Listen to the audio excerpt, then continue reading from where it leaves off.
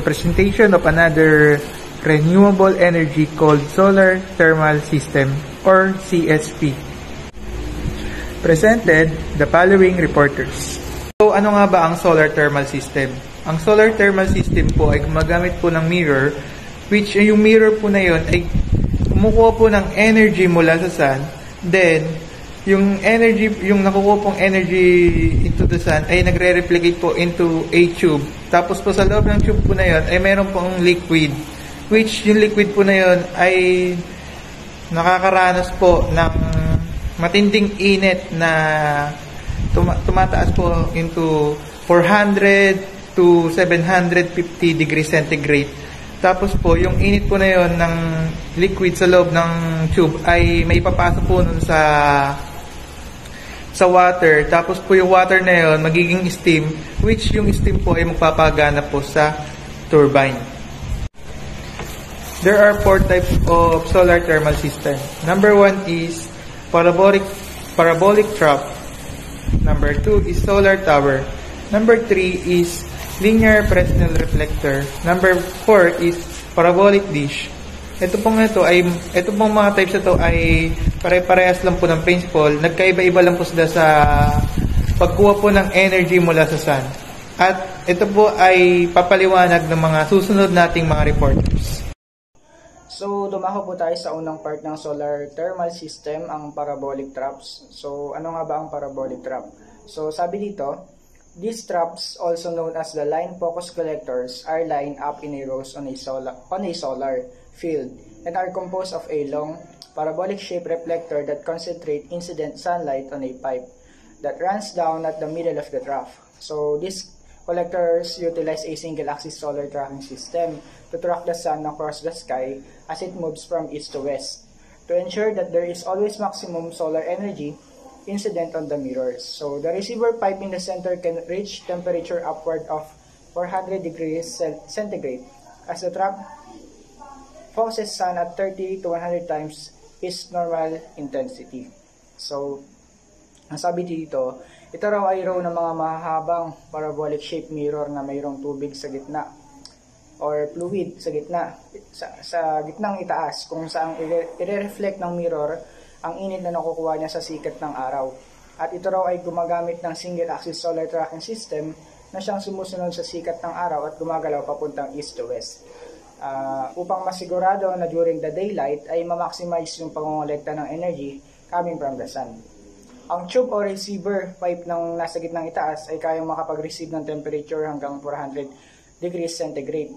So, through the use of mirror, ay kayang i-multiply ang sikat ng araw hanggang 30 to 40 times.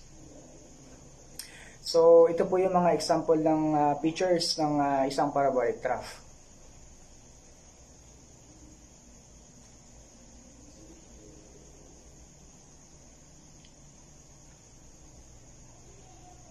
At ito naman po yung picture na nagpapakita kung paano nga ba nagwo-work ang isang parabolic trough.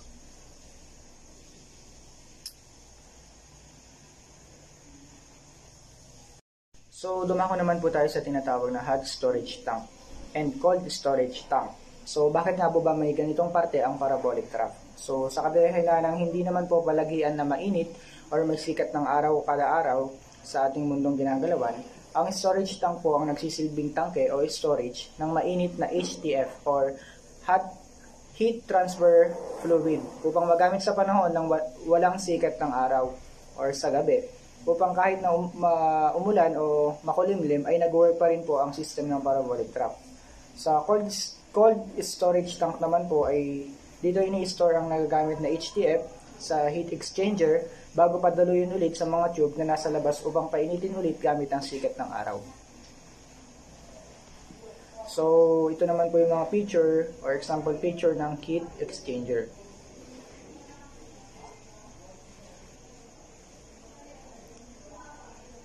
So, dumako po ulit tayo sa pinaka-working principle ng parabolic trap. So, una, heat from the sun is being collected by special mirrors which is then reflected to the pipe that runs down at the middle of the trough.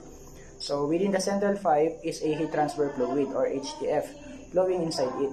So, the HTF inside the pipe can reach a temperature around 400 Celsius centigrade as the trough focuses sun at 30 to 100 times its normal intensity. So this hot fluid goes to heat exchanger where the heat is transferred to the water, generating high pressure superheated steam. So this steam then moves a turbine to a power generator and produces electricity. So the HTM then keeps circulating within the system. And the steam is being condensed, which is to be sent back through the heat exchanger. So sabi lang po dun, ang parabolic trough ay kayang magpainit hanggang 400 degrees centigrade at kayang makapag-multiply ng init ng araw hanggang 30 to 100 times. So ang parabolic trough ay may parabolic shape na mirror na siyang nangongolekta ng init ng araw. At ito ay patamain niya or i-reflect papuntang receiver pipe o tube na nasa gitna ng parabolic trough. So ang tube na ito ay naglalaman ng HTF na siyang nagdadala ng init papuntang heat exchanger at hahalo sa tubig na nakapaloob dito. So ang heat exchanger ay siyang magpapasa ng init galing sa HTF papunta sa tubig na nakapaloob dito or yung fluid. O tubig. Ang mainit na tubig na ito ay magpuproduce ng high pressure superheated steam na siyang magpapaikot sa turbina na magbibigay ng power upang magpaganahin ng isang generator na nasa loob at ito naman ay magpuproduce ng kuryente papunta sa mga transformer. So, ang transformer naman ang siya magmumultiply ng mga voltaheng makokolekta upang paabutin sa mga bahay.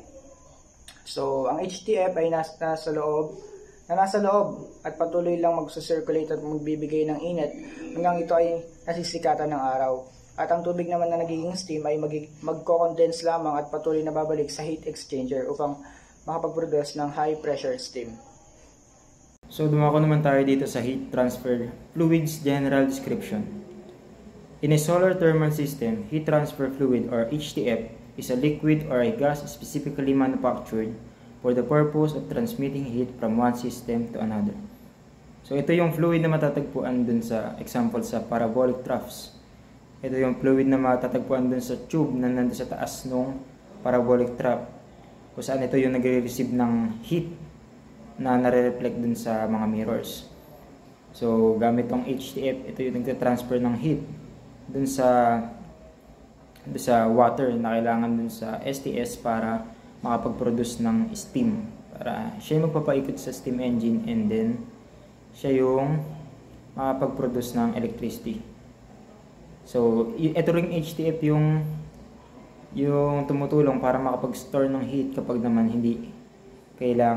kapag hindi gaanong sumisikat yung araw o kaya kapag gabi. Ang sunod naman is yung isang question regarding sa HTF. So, why use ATF instead of the direct system in which water is instantly returned into steam by the heat reflected by mirrors in solar thermal system or CSP? So, kagaya nung sinabi ko kanina, yung HTF yung nagte-transfer ng heat dun sa tubig para maging steam yon.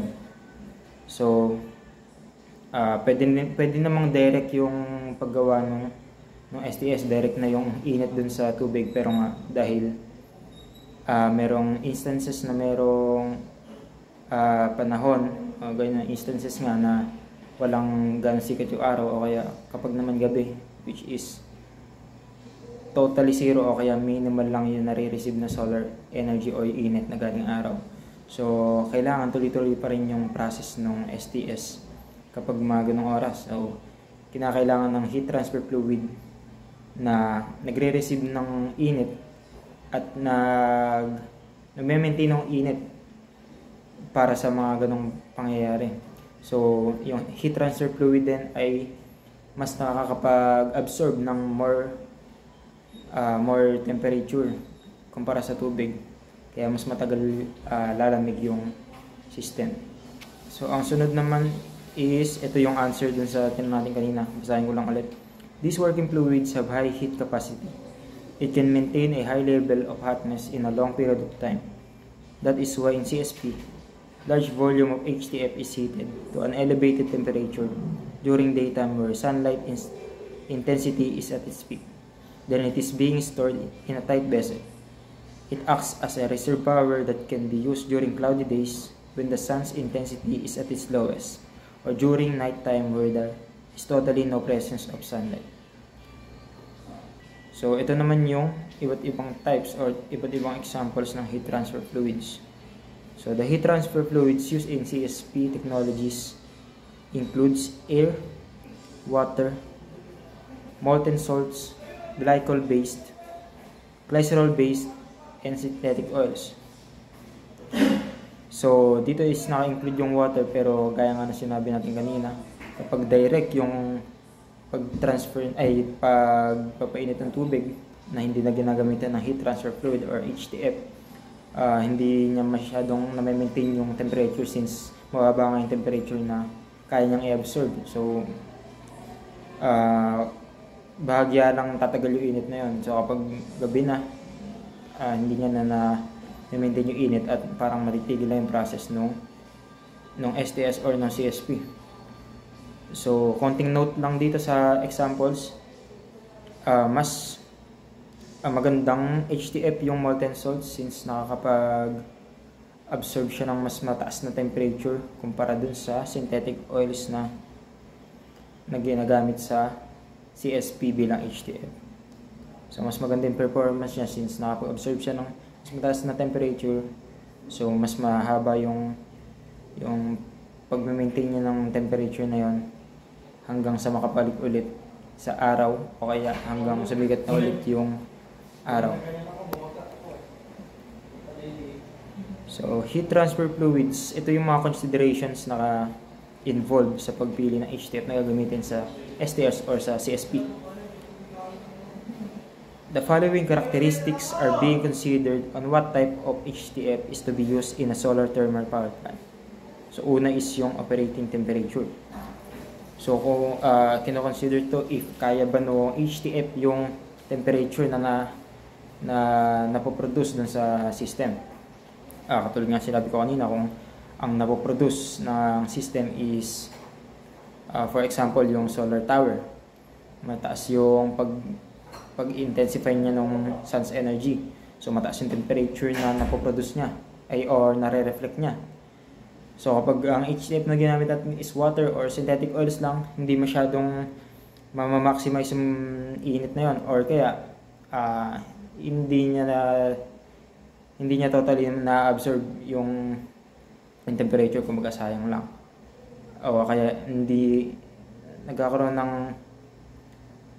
ng error do sa system kasi maaaring yung water matuyo na lang bigla kapag sobrang init na So magkakaroon ng HTF discrepancy.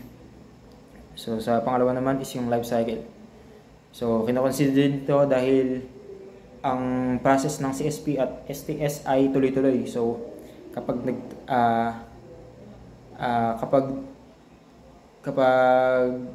hindi na pwedeng gamitin yung HTF, so magpapalit na naman ng panibagong HTF. So kino-consider din to para mas tipid at mas ma-maximize yung lifespan ng HTF. Kasi kung mas maraming beses na magpapalit ka ng HTF, mas mapapagastos ka. At hindi convenient yan sa pagpatayo ng isang power plant. So pangatlo naman is yung heat transfer capability. So ganun pa rin, kadugtong pa rin dun sa operating temperature. Kung mataas nga yung nakukuha niyang temperature, na-absorb niyang temperature, pero hindi naman niya na ma-maximize yung pag-transfer doon sa tubig, edi ganun din, problema pa rin yan. Kumbaga meron pa rin part ng system na hindi na maximize yung performance niya. So pang-apat naman is yung heat storage aspect. So kapag naman mahirap i-store yung HTF o kaya kapag in-store siya is mahirap i-maintain yung temperature niya. So doon nagkaka-problema din since hindi na magiging convenient yung HTF na gagamitin natin. Kasi bukod sa mahirap siya i-store, na kailangan pa ng tight vessel o kaya mga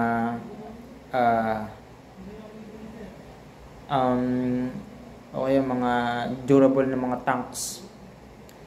Mas mapapagastos yung pagpapatayo ng isang power plant o yung paggawa ng STS or CSP. So ganun din sa pag-i-store ng HTF.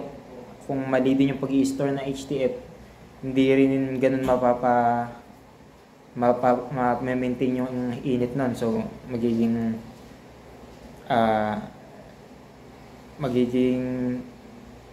inconvenient pa rin yung HTF since hindi mamamaximize yung temperature na absorb niya kapag mali yung pag-store na.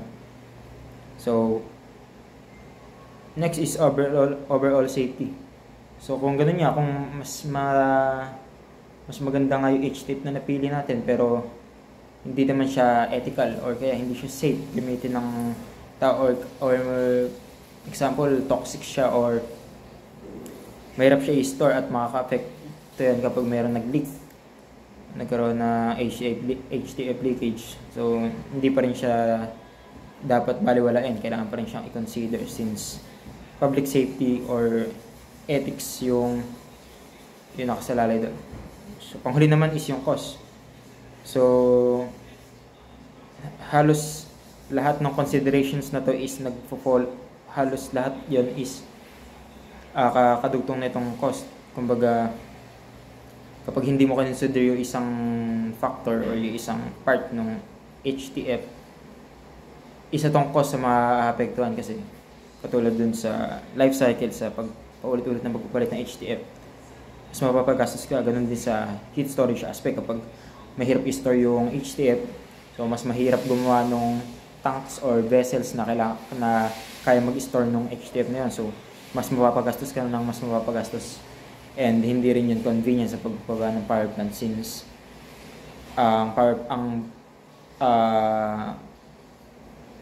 unang objective ng power plant is mag-produce ng energy in the most efficient way at more inexpensive way. So, dagdag notes lang, the use of molten salt in parabolic trough system can heat to 550 degrees Celsius, has a better performance than a synthetic oil which can heat the HTF to only 400 degrees Celsius or less. So, ito lang din yung sinabi ko kanina dun sa nakarang slide na mas maganda yung performance ng molten salt sa synthetic oils. So, nandito yun sa operating temperature, doon siya consider. Ito yung heat transfer capabilities niya. So, kapag kinonsider mo yung mga yon, mas pipiliin mo pa rin gamitin yung molten salt sa synthetic oils. Now, let's talk about solar tower. The setup includes an array of large number computer-controlled sun-tracking mirrors known as heliostats. Sunlight can be concentrated as much as 1,500 times its normal intensity.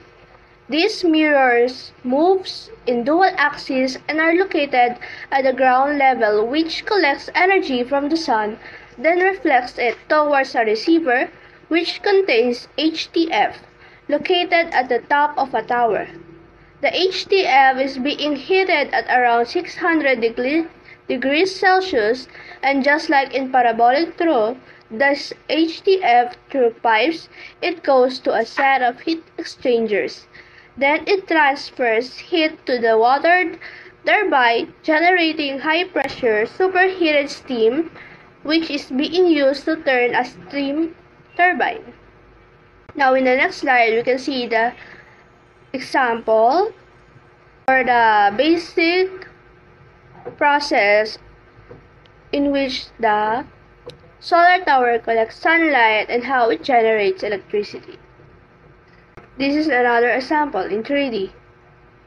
And this is the solar tower in real life. Now, next is the linear Fresnel reflector. The design of this type is the combination of parabolic trough and solar tower. This uses flat mirrors instead of parabolic mirrors used in parabolic troughs. These flat mirrors moves in one axis only, unlike solar tower and parabolic dish, which moves in two.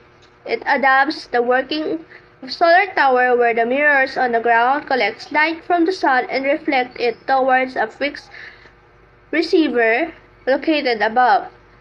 Previous design generates steam directly without the use of HTF, which are now obsolete. linear Fresnel reflector nowadays also use HIF to generate steam. The classic LFR has only one linear receiver on a single linear tower to increase optical and ground use efficiency. The improved design called compact linear Fresnel reflectors, or CLFRs, use multiple receivers for each set of mirrors so that adjacent mirrors have different inclination in order to target different receivers. Now this is the example of linear Fresnel reflector. This is how it collects sunlight and reflects it to the collector. So, ito naman po yung linear Fresnel reflector, the general description of it. So, sabi dito, flat mirrors are used which are cheaper.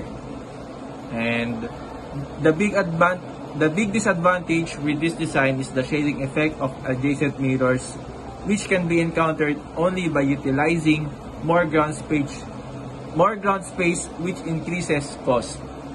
So last, very high temperatures are not produced as compared to a parabolic trough or a solar tower, and therefore the efficiency is less.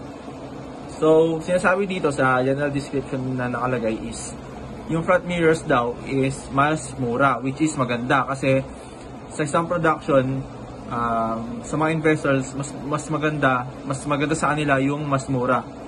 So kaso nga lang, ang big disadvantage nito is kapag magkakadikit, diba, dikit-dikit yung flat mirrors natin, is magkakaroon siya ng shading effect sa mga adjacent mirrors na katabi niya.